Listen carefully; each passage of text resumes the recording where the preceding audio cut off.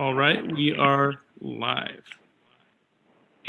Are we ready? Yep. Okay, we will call this meeting to order at 5:19. Can I have a motion to approve the agenda? Staff would like to amend the agenda.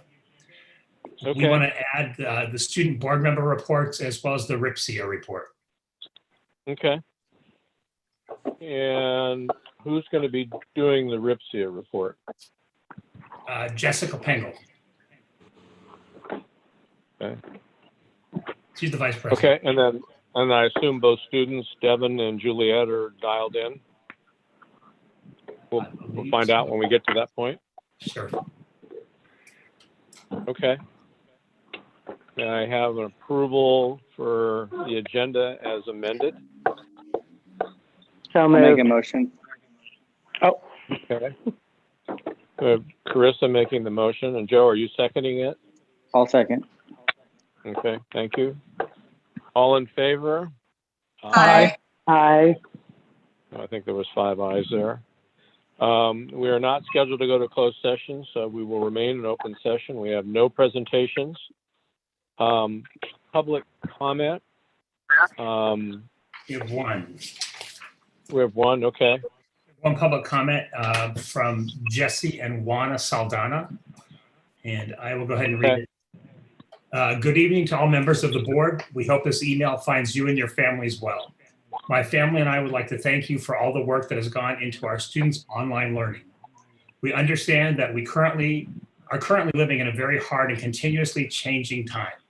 However, we want to voice our concern for the Rancho Cotati High School graduation. The class of 2020 has been looking forward to this moment for 12 long years. They've studied hard, served their community, and have the finish line in their sights.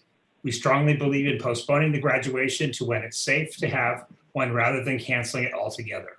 These young adults have already experienced how unfair life can be, including not seeing their friends, with some of them going to out-of-state colleges, not having a prom, canceling of senior activities and or trips, and possibly even troubles at home due to job layoffs. We please ask that you consider a graduation postponement rather than a cancellation.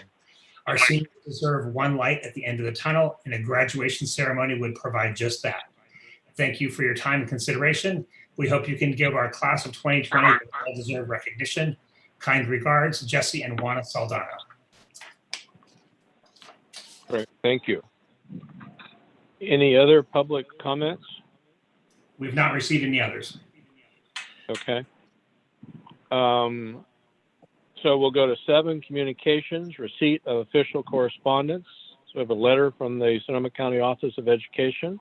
Yes, we received a letter acknowledging our second interim report was received and with a positive certification. In the letter, though, they do caution the district about our spending down of the available unrestricted resources, which we're well aware of, and why we're moving through the budget reduction process. So that was their warning in the letter, but it was a positive certification. Okay. Just a reminder for everybody, our next budget report is due, what, 15th of May? From the state, Correct, yes. or not? Okay, That's scheduled from the state. from the state, okay. Yep. Mike, could I ask a question about the budget committee, or should I wait till later in the meeting? You can ask Probably now. should do it during your board communications as opposed to, Yeah, it's we- not agendized Okay. here. Okay, thank you. Okay. So we will go to student board member reports. Is Devin there? Yeah, I'll start. That's okay, no problem. So you give us your report, please. Okay. While this past month has been madness for the students in the district as well as across the nation, our Cougars remain with their heads high during this time of confusion. During our last weeks on campus, Rancho held our ASB elections, where next year's president, vice president, secretary, treasurer, and school board representative were voted for. The 2020 to 2021 executive board is Trinity Taylor Yamanoha as president, Samantha Lemus Ochoa as vice president, Melanie Maldonado as secretary, David Zepeda as treasurer, and Reagan Mueller as school board representative. Students have quickly been adjusting to distance learning, and thanks to the district, many who were without the technology now have laptops and Wi-Fi to help with their education. Teachers have been using Google Meet and Google Classroom to connect with their students from home. While many students were sad to hear the cancellation of many school events, including prom, ASB has been working hard in order to boost our Cougars' morale. On our social media accounts, we have adapted many of our on-campus events to at-home events. Currently, we are celebrating our Cabin Fever Spirit Week in honor of what would have been the last Spirit Week of the year. Our Cougars are sending in pictures of them dressing up for hilarious Spirit days like Mask Monday and Social Distance Twin Day. If you'd like to take a look at what our Cougars have come up with, check out the Rancho ASB Instagram at CougarCrew_RCHS. Our teachers and staff have also been helping with the adjustment to online learning. The many different departments posted at home for pictures to be posted on our social media accounts. Many were delighted to see the faces of the teachers and faculty members we miss so dearly. While senior year may seem over for the class of 2020, the Senior Class Council and admin have been working very hard on planning our postponed graduation as well as our virtual ceremony. Not many details have come out yet, but we look forward to these events. Lastly, on behalf of Rancho students, I'd like to welcome our new superintendent, Dr. Mayra Perez, to the district. Thank you. I hope you all are staying safe, healthy, and at home. Great. Thank you, Devin. Appreciate that. Juliet? Hi, I'm here. Okay, I'll start my report now. As you know, we are on week 5 of distance learning. Tech High students have finally become relatively accustomed to this new form of learning and, despite missing their friends and wanting to go back to school, are doing quite well considering the circumstances. We are trying our best to give our seniors, who are most affected by this ordeal, the graduation that they deserve. As of now, we have tentative plans for an online graduation video that will be premiered at the time that commencement was originally scheduled. It will include the senior slideshow. We hope that seniors can use Zoom, Google Meet, FaceTime, etc. to watch it with their friends and family. Depending upon the circumstances, we are considering a summer graduation on August 8th. In place of the traditional senior picnic, ASB and PTSA are purchasing lawn signs honoring the senior class that will be delivered to the seniors at a later date. ASB is also planning to host some sort of virtual prom over Minecraft, which is very tech high, in order to increase the morale of the upperclassmen. Elections for next year's ASB Executive Board were held the Friday before spring break, and all members were notified of the results via phone after spring break. With guidance from our advisor, the cabinet-elect looked over all the anonymous ASB applications for general membership next year and made recommendations for the remaining 15 student government members. We were not sure how this was going to work, considering that we had to do it all online, but we managed to pull it off. Despite the challenges that we have faced, ASB is still doing our best to increase student morale and community at THS. We have conducted mental health check-ins on our social media platforms and have developed many ideas for events that we can hold during quarantine. Today, we met and formed committees for a variety of online events such as movie nights, game nights, spirit night days, and a talent show. We are also preparing for an ASB Instagram takeover on the Tech High account, and we are attempting to find a way to incorporate our staff members into that as well. I hope that everyone is well, and I'd like to personally thank you all for everything that you've done for our district throughout this ordeal. We really appreciate all of your hard work. Thank you. Thank you, Juliet. Thanks to both of you. It sounds like you guys are doing lots of techie stuff. Trying to keep going. So thanks. So Jessica Pangle, that's me. Pingle, thank you. My handwriting was scribbled down here. I should know Pingle. I knew your parents for a long time, so sorry. Yes, that's okay. Okay. Good evening. Okay. Good evening, President Trustee Brown, members of the board, and Superintendent Wattenpaw. My name is Jessica Pingle, and I am RIPSIA First Vice President and the acting president while David Freebaron is out on medical leave. What a month it has been for all of us. We have and are fully launched into distance learning through the teamwork of many areas of the district. Our amazing teachers dove straight into distance learning with little preparation because it was what needed to be done in a time of crisis. Teachers, principals, and district officials worked together in order to share information and communicate changes to families throughout the district. We are appreciative to the district and IT department who worked quickly to get families the hotspots and technology needed in order to have access to lessons and continue their learning from a distance. The staff in CRP USD demonstrated communication and teamwork on all levels to ensure distance learning was launched efficiently. Speaking of teamwork, a lot of it is good. However, our association needs more effort with the district and specific union communications. We need planned negotiations to continue to happen, and we need responses to a grievance to be communicated in a timely manner. These communications are also a priority in these challenging times and need the district's attention. Moving into the budget, last month, the board approved to lay off 13 elementary teachers and 3 elementary counselors. Cuts are being made. The staffs at elementary levels are starting to see projected class size increases for next year, along with an increase in combo classes. With such cuts, our members work through these changes, always with the goal to deliver an efficient education to our students. Last Friday, members received a letter from the district stating even more cuts may have to be made, and there aren't enough things to cut to achieve the savings needed. Please know that RIPSIA plans to negotiate, and we are feeling the impacts of the cuts. It is only fair to ask, aside from the assistant principals, where are the cuts happening at the district level? We urge the board to find strategies to provide our community of educators a cost of living increase. Our unit has not received a wage increase in almost 2 years. We need strategic actions, not words, that are driven by fairness. We have heard the board talk about finding answers as to why students are leaving the district, but we have not heard of a concrete plan to address this issue. It often comes to the members of RIPSIA that have to take the cut due to declining enrollment, and that is why we are urging the board to prioritize the teachers. If the goal is to ensure the best quality of education, as it should be, then teachers need to be planned for because our working conditions are student learning conditions. Thank you. Thank you. Okay, we'll go on to 8, the consent agenda.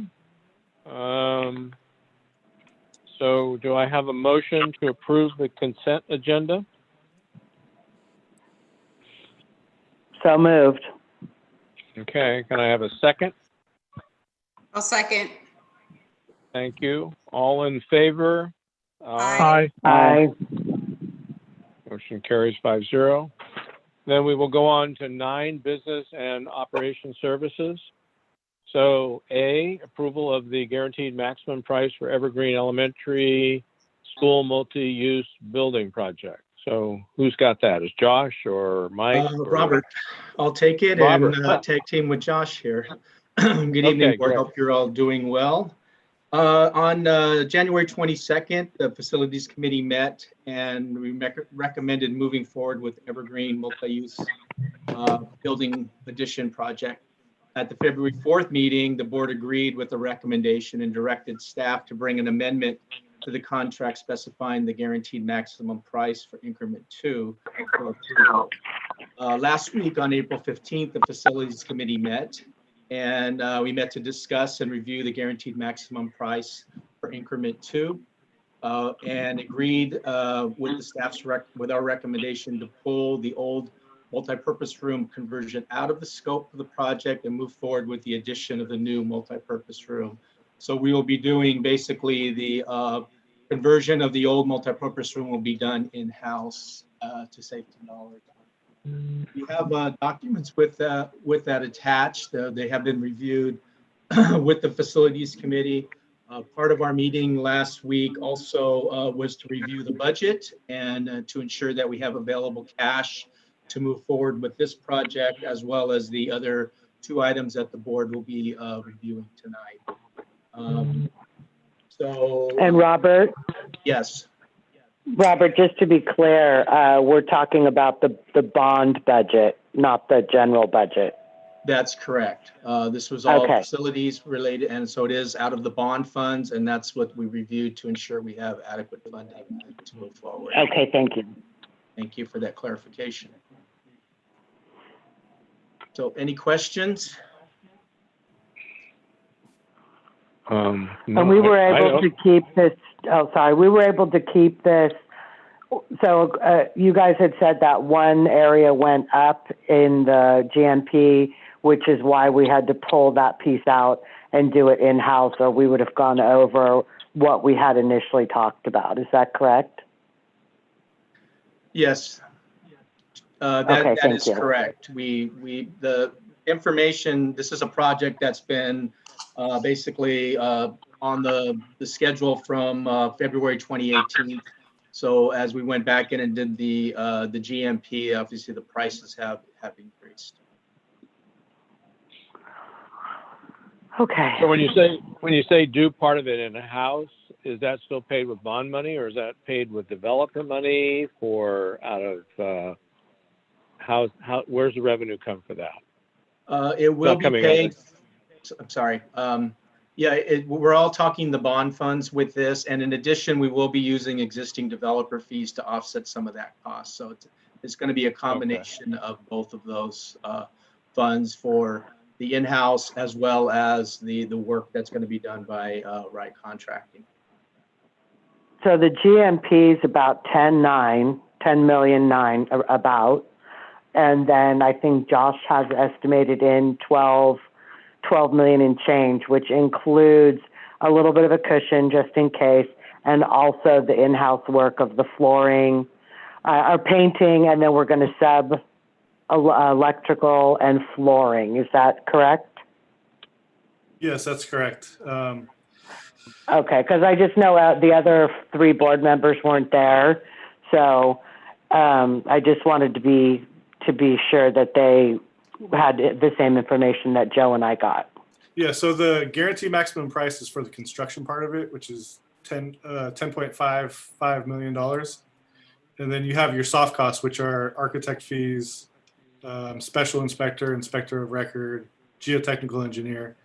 And so, yeah, that's why we're up to over the 12 million mark. And then we also have a cushion to do the work in-house to rehab the old multipurpose room. That's correct. So we're just going to sub out a few things, and then our guys will do some things to try to just keep the cost down so we don't go up too much, because we're kind of, after this and the increase in the field and track and field thing, we're kind of at our limit with the remaining bond money. Yes. Okay. Any other questions from anybody? I have 2 Tim? questions. This is Tim. Okay. First question is the remaining bond money about 900,000?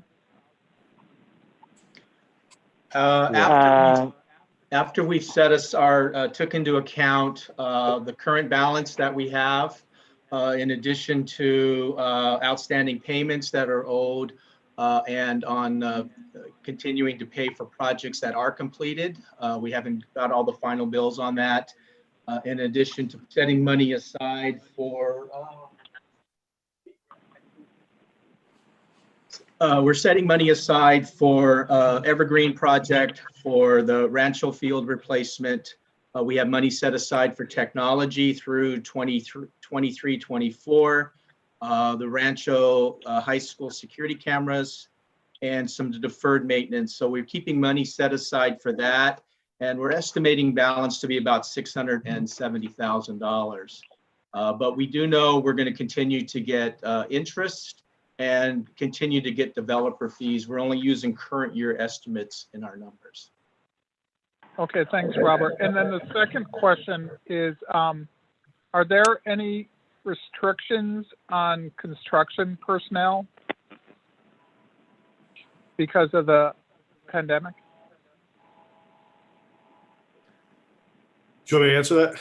Yeah, please. I mean, the shelter-in-place order is still in effect, but anything that we deem essential, so we can still complete those projects.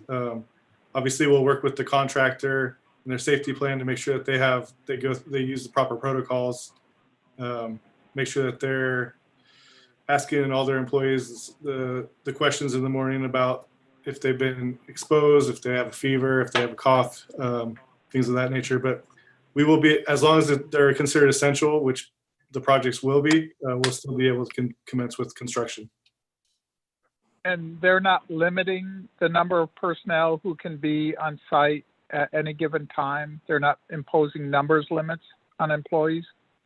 They'll take every precaution necessary. We've just started that conversation. Once the board approves the project, then we'll continue working with all our contractors and all our projects to make sure that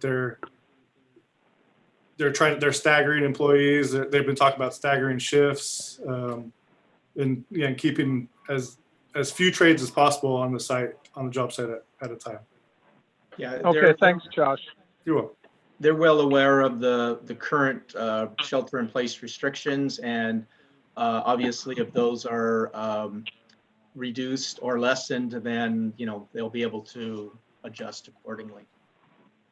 All right, thanks. So Robert, in the 3.8 million developer fees, and I'm just rounding up from memory, that is already cash on hand, correct? And then we're just not really projecting out too much more at this point because of the circumstances we find ourselves in, but that number's cash on hand, correct? Yeah, that's cash on hand, and we do have a little bit more built in, but we're recognizing that obviously that has slowed down drastically. The cushion, though, that I think we're going to have is we're not including any future into next year in our projection. So we know we're going to have some additional funds as things pick up a little bit, but we're not counting in our numbers currently on those dollars. Okay. Perfect. Thank you. Absolutely. Any other questions? If not, may I have a motion to approve the 9A, the approval of the guaranteed maximum price for the Evergreen Elementary School multi-use building project? So moved. Have a second, please. I'll second. Okay. All in favor? Aye. Aye. All opposed? Motion carries 5-0. 9B, approval to move forward with the Rancho Cotati High School security camera project. Okay, this is kind of a similar story as far as the timeline and when the information was presented to the board, as well as the facilities committee. We talked about this, and as we just mentioned, we have money set aside already for this project, for the pilot that we're calling it a pilot. And the budget is $120,000, and that will be paid from bond funds. And this went up a little bit because you added how many cameras? We added an additional 6 cameras during our walk. Okay. So it did go up a little bit, correct? Okay. So refresh me, who is going to have access to the cameras? And how's that work? So like viewing the cameras. We'll have to set policy. Everything's cloud-based. So we'd give access to whoever is deemed necessary, principal, assistant principals, Okay. superintendent. I guess. Yeah, I mean, it would be limited to only the people that needed it. Okay, and so then viewing will be only as necessary for security purposes? Correct. It would be for security purposes, and also I can imagine they would use it for discipline and things of that nature. Oh, sure. If there was an incident that they wanted to. So, okay. All right. Okay. Any other questions? If not, may I have a motion for 9B to approve and move forward with the Rancho Cotati High School security camera pilot project? So moved. So moved. Oh, sorry. Have a second, Carissa? Sure, I'll second. Okay. All in favor? Aye. Aye. Aye. Aye. Opposed? Motion carries 5-0. 9C, approval to move forward with the technology summer refresh. Okay, So again, this is money that has been set aside in the bond funds. We have a technology purchase plan that is outlined through 23-24 school year. Part of that is for this summer to do a refresh on aged out Chromebooks, some iPads, and staff technology on that.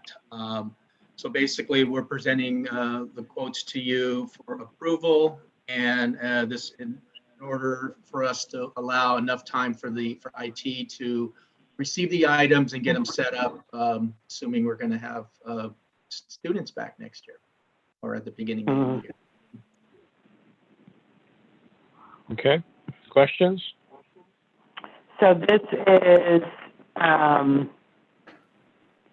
you've only got 100 here to replace, what have you given out, about 1,500, 1,600? We're up over 1,600 now. So we think we're only going to have to replace, what is that, 0.5%, sort of? We just don't know how many are going to be damaged or just not come back at all at this point. But I'm assuming if we have to replace all 1,500, we'll just have to deal with that later. Right. Yeah. I mean, we just picked 100 as. I mean, it's too hard to know how many are going to be damaged or not returned. So we just figured 100 would be a good safe number to start with. Yeah. How many are you replacing? Sorry. How many are you replacing every week now, just due to breakage or students goofing them up or whatever? 20, 30? I don't know. I think we've replaced about 10 or 15 total, from what I've heard. I might have to check with RVG, but Robert Valdivia, I'm sorry, but we're not replacing 20, 30 a week, no. Okay, so we've done about 15 in the last couple of weeks since we started giving them out. That's the last number I heard, correct, is about 15. Okay.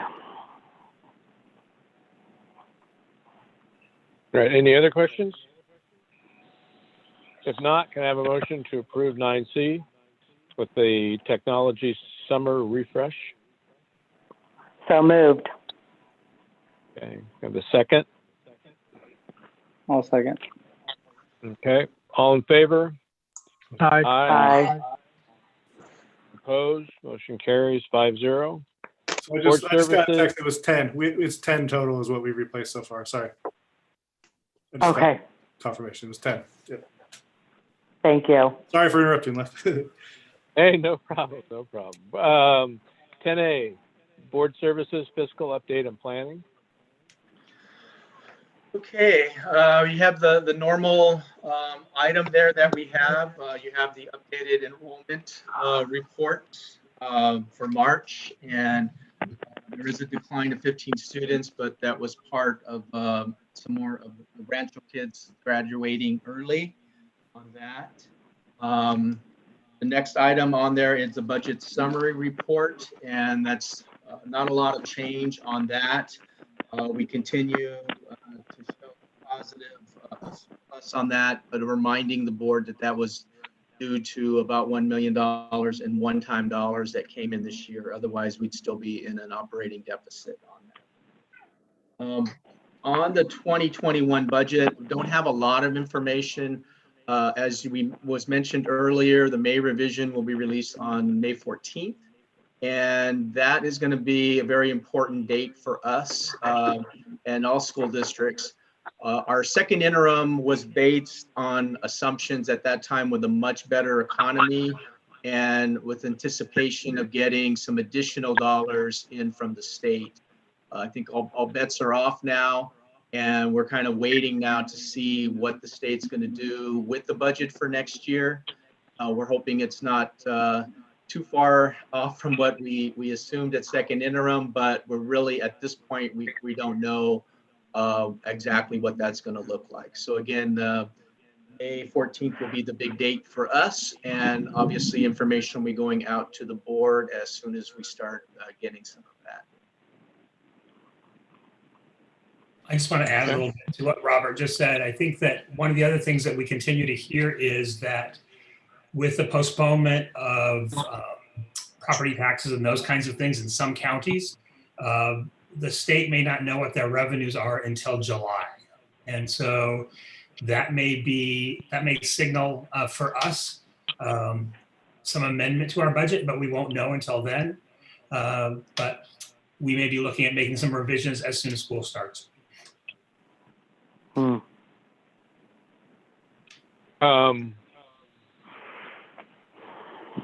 so sales tax, that's broken up to the cities and the state too, correct? Yes. As a revenue base in addition to property tax? Yes. So that's going to have an impact on the state too, unfortunately. Okay. Yeah, they get a piece of there's a flat rate for California, and then the municipalities get a piece, the local municipalities, and that all goes into so sales tax, property tax, payroll tax.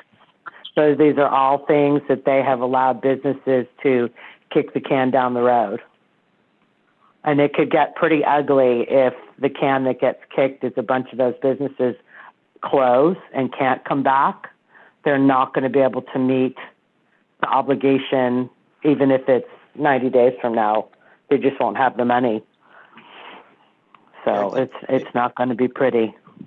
The other large tax base is the personal income tax, with the top 1% earners, a big part of that.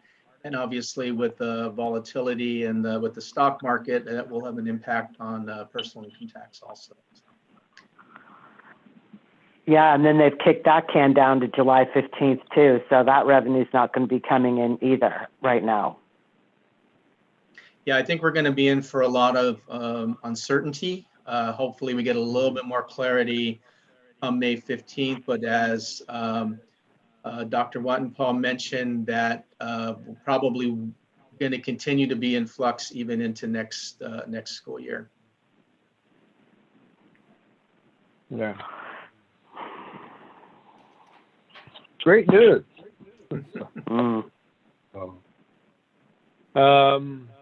Okay.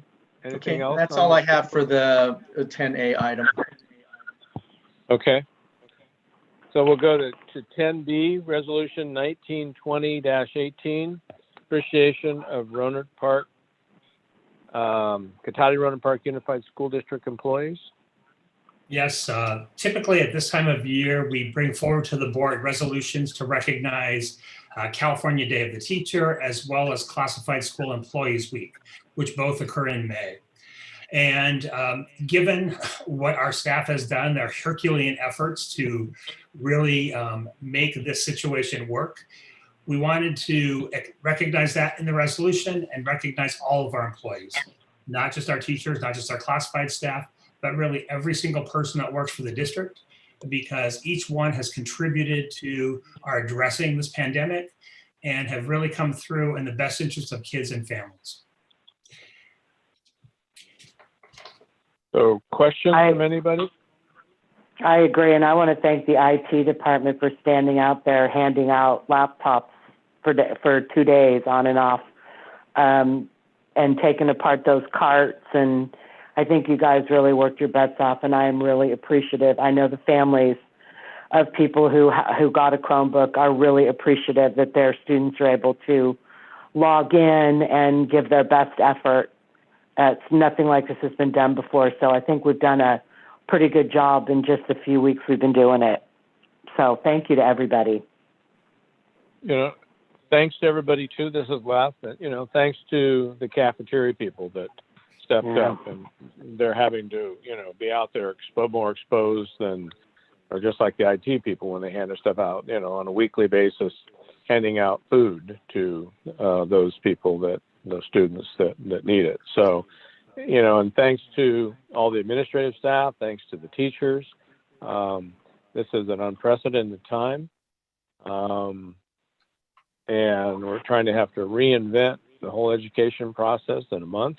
I'm sure a lot of people have had a lot of sleepless nights and a lot of late nights. So a big thank you. And I appreciate what everyone's done in the district. So thank you. I'd also like to thank the community for passing the bonds, because if they hadn't done that, we wouldn't have the money for it. technology that we have. True, very true. So, if any other comments, may I have a motion? Well, I just, as a parent,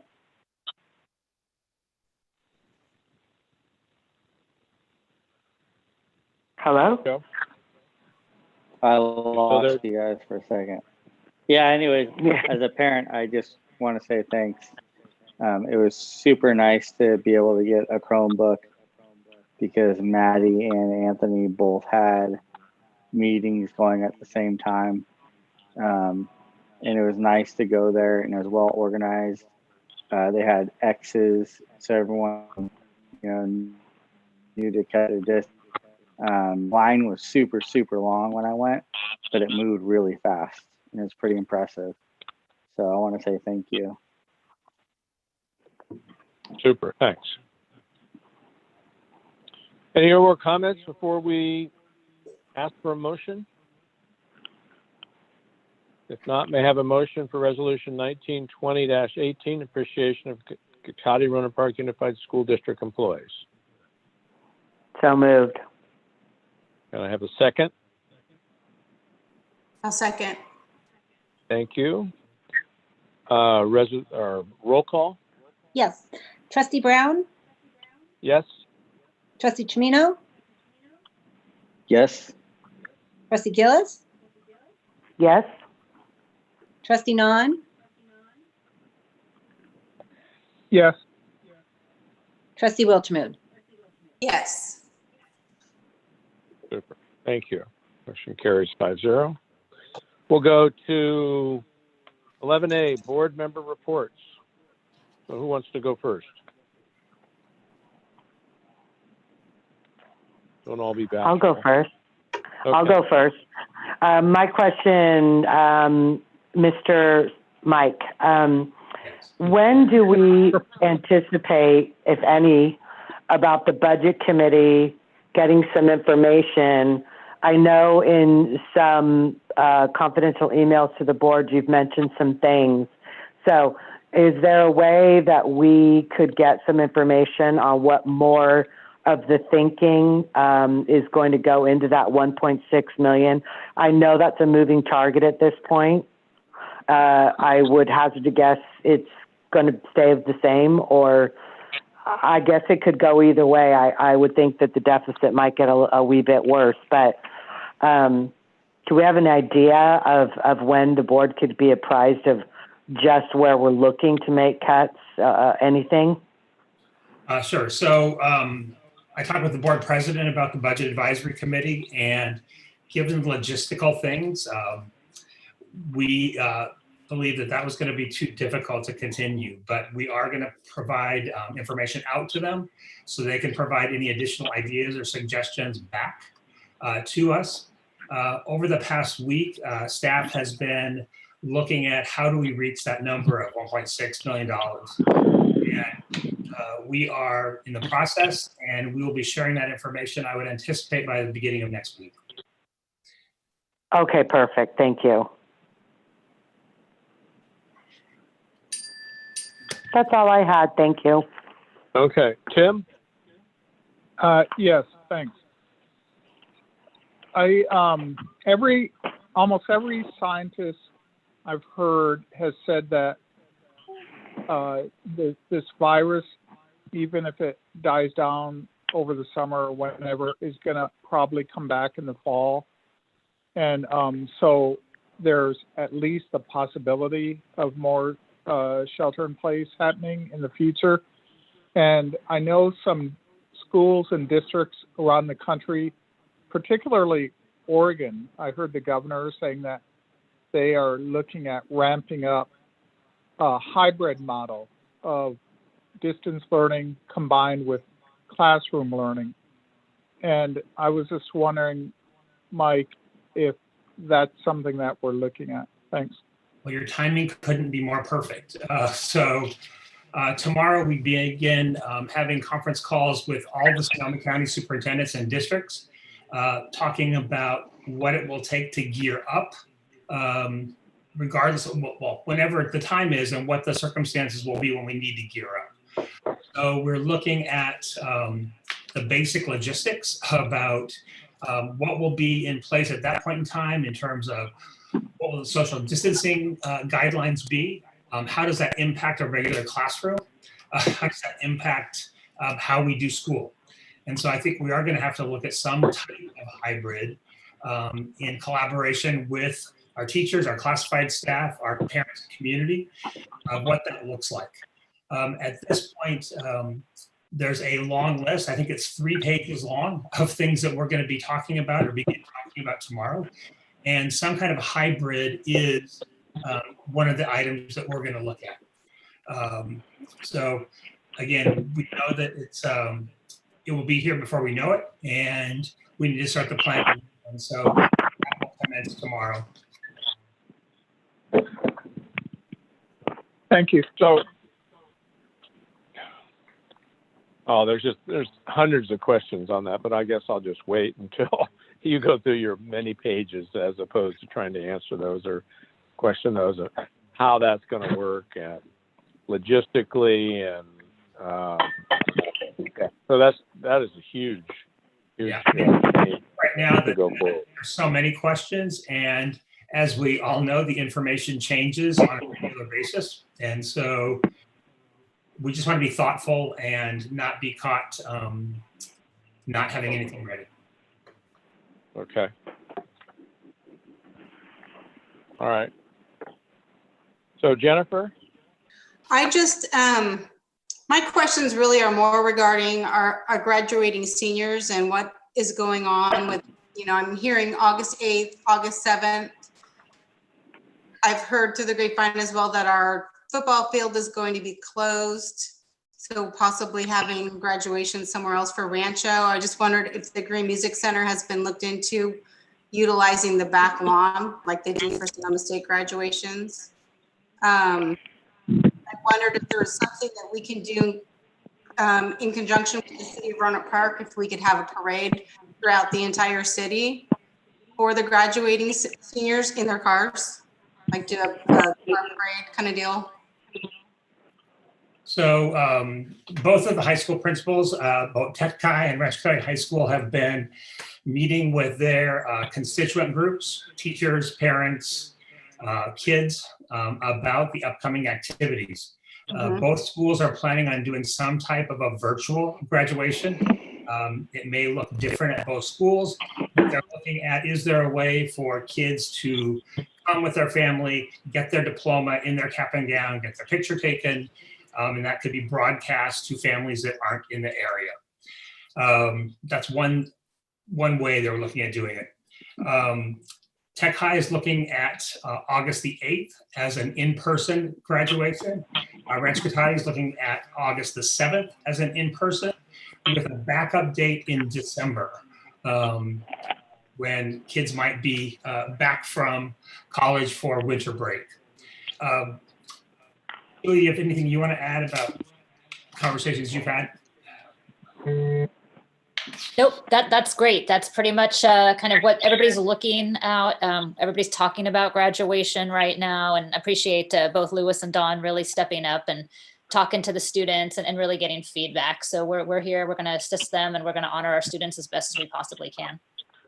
We did receive an information from the City of Roanoke Park, City Council. They expressed some interest in partnering with the district to do something with lawn signs. And so both principals are interested and supportive of doing that. And so we'll see where that goes. And I know that those schools are looking at doing it themselves if they need to. Great, thank you. So this is Left. Mike, how are you through, Jennifer? I'm sorry. I am. Go ahead, Left. Okay, so how, I realize that Dawn and Lewis have got a lot going on. There's just so many people that want this information about the seniors and graduation and what's happening and this and that and whatever. And I've been getting calls, and I'm sure everybody else has been getting calls and stuff. And I've been trying to say, it's like, I'm not making those decisions, or I'd like to make those decisions or help, but I realize that it has to be made by Lewis and Dawn and the district. And I mean, there's just things like, when will the field be not available? When is that going to happen? If, you know, because traditionally we're on the football field. So when is, and I guess we didn't see an agenda item this time. Is that going to be possibly next time for the field? Yeah, so we're close to getting final numbers for the field. Okay. Our target date, you know, working back from the first football game is September 18th. So our target date was to get it open before that first football game. We were hoping to start construction, demolition in the middle of June, and that's to make it to that September 18th date. Yeah. So Jennifer has a valid point that the August dates, then yeah, it's not possible. Field probably won't be accessible. Yeah, it won't be accessible by August. Okay. All right. Well, that's a good point. I hadn't thought of that. So thank you, Jennifer, for bringing that up. So I don't know how best to communicate. I know that this stuff is, you know, being developed. How best to communicate this to the parents and to the community, for the other people that, I mean, that might have a student but want to do things. How best to keep them informed? So I know that both Lewis and Dawn have been preparing communications to go out to their families specifically. Okay. Okay. That information keeps shifting a little bit, and I think they want to attempt to provide the information one time, maybe twice, but not multiple times based on whatever might be happening. But I would anticipate we could probably make some kind of public announcement by the beginning of next week. Okay. Can I interject something? Oh, sorry. Go ahead. Okay, sorry. I too am concerned about the seniors. However, I don't know how any of us can plan anything. We can only plan with what we know now, as we don't know. I mean, the field won't be available. The Green Music Center right now, they're not doing any live performances or gatherings or anything either. So we're kind of all flying by the seat of our pants here. Will we be able to do some in August? Is that too soon? Will it be September? Will it be December? Will it be pushed to next year? Nobody knows, and I get that everybody wants answers, but I don't think any of us have them at the moment. Yeah, and they're talking about turning the dorms into kind of places for people with a virus to stay. So yeah, there's just so many unknowns. You know? And we all want answers, but I think we have to try to be patient, and we'll get through this. It's just a lot of work and a lot of effort. So. Hey, I thought that was your job, Lev, to give us all the answers. Thanks. You're saying that because I can't jab you and you're farther away. Yeah. Happy birthday week to Tim and Lef, by the way. Thank you. Thanks. Thank you. Yeah. Good to have birthdays, you know, because if the alternative is it's the alternative, yeah. Yeah. All right. So, Joe, any additional board comments? Nothing. Just as a parent, just feeling really fortunate that, you know, we can stay at home, you know, when we need to. Tiff's working from home, and I can come home and help out during the day. And it really makes me think of other people that can't do that, and what's happening to the kids. You know, how many kids are actually staying up on their stuff. You know, it's kind of concerning to me. Just how is everyone going to be able to keep this up, and then the kids aren't going to have a big, you know, usually during the summer they have a big drop. Right. Any indication from how this Mike is just or like staff extending how well it's going?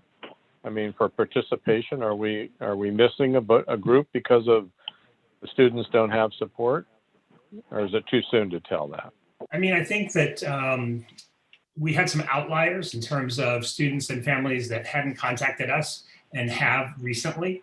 All of the school sites are monitoring their students.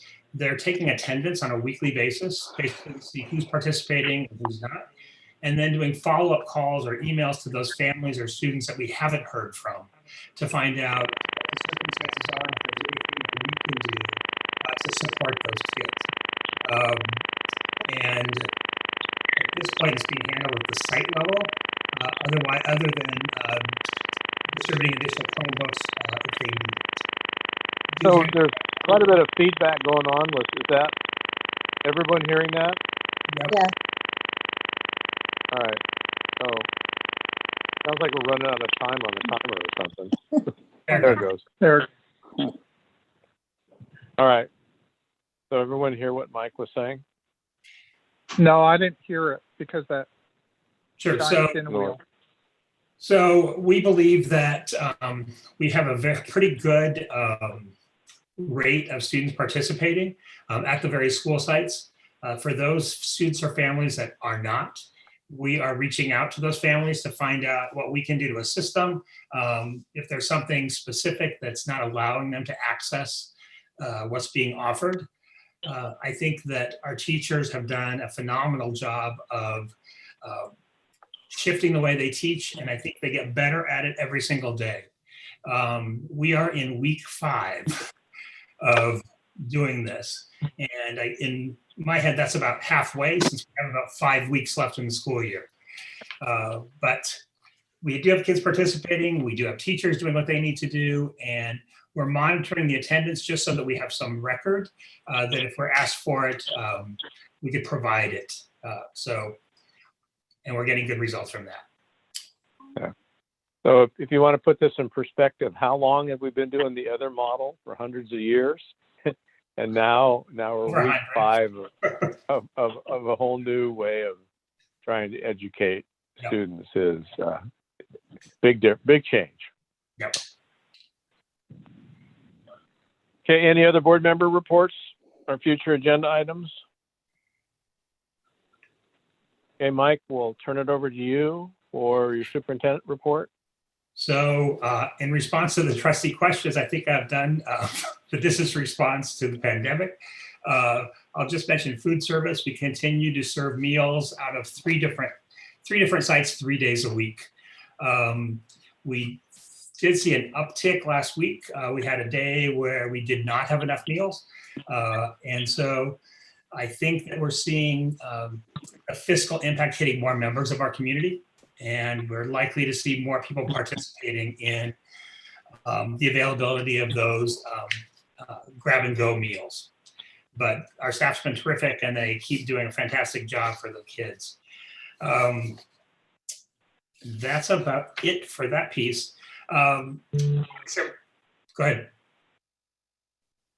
I want to share with the board that Dr. Perez has begun her transition in terms of asking for information, participating in any kinds of conversations that she can while she still does her other job.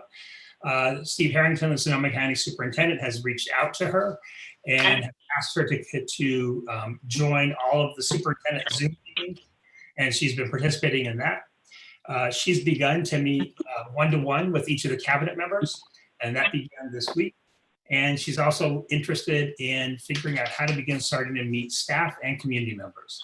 So unclear exactly if that's going to happen before July 1st, but just so you know that she is asking lots of questions and getting ready to start. Super. That's encouraging. And going beyond, she doesn't start employment till July 1 and she's already working for us. I appreciate that. And that's it. Okay. All right.